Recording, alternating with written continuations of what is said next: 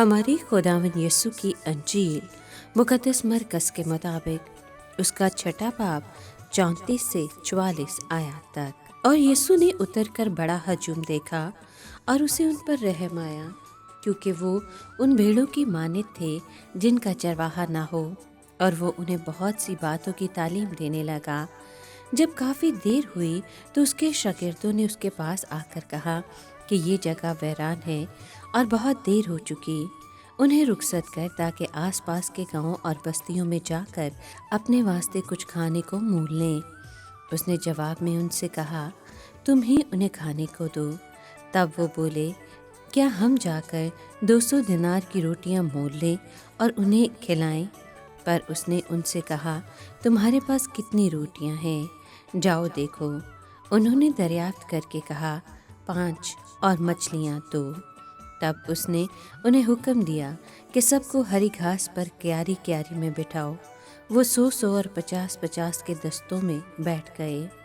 تب اس نے وہ 5 روٹیاں اور 2 مچھلیاں لیں اور آسمان کی طرف دیکھ کر برکت چاہی اور روٹیاں توڑیں اور اپنے شاگردوں کو دیں کہ ان کے آگے رکھیں، اور اس نے وہ 2 مچھلیاں بھی ان سب میں بانٹیں، اور سب کھا کر سیر ہو گئے، اور انہوں نے بچے ہوئے ٹکڑوں سے 12 ٹوکریاں بھر کر اٹھائیں، اور کچھ مچھلیوں سے بھی، اور جنہوں نے وہ روٹیاں کھائیں وہ 5000 مرد تھے۔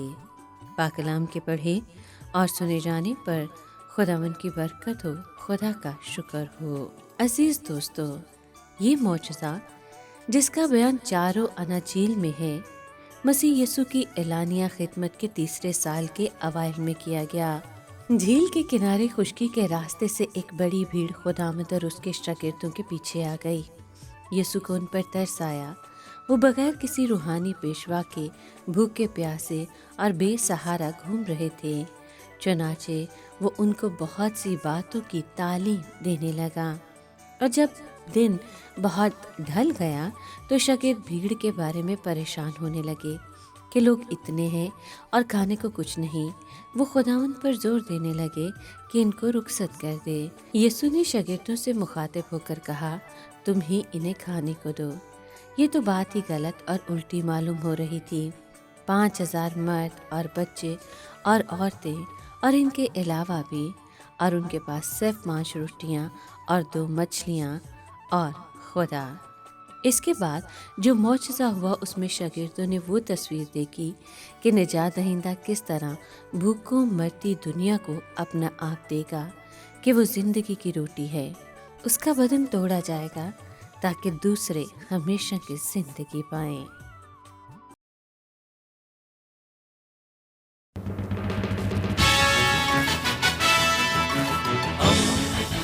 دوستی کا پیمبر، ریڈیو ویریتاس ایشیا۔